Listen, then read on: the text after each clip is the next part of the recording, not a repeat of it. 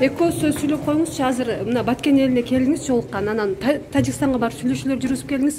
Кандай маселелерди карадыңыздар, сүйлөштүңүздөр?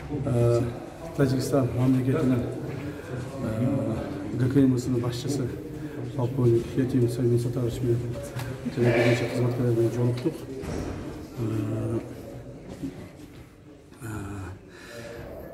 Жолугушуу жакшы болду. Нейтральный жерде жолуктук. Жакшы болду жолугушуу. Буюрса баары жакшы болот, чечебиз. Камчы Кыдыршай, айтсаңыз, сиз мына чет өлкөдө жүрдүңүз, бирок ооруганыңызга карабай кайрадан мындай экстрен учуп келдиңиз да, Баткен жергесинде кырдаалга байланыштуучу.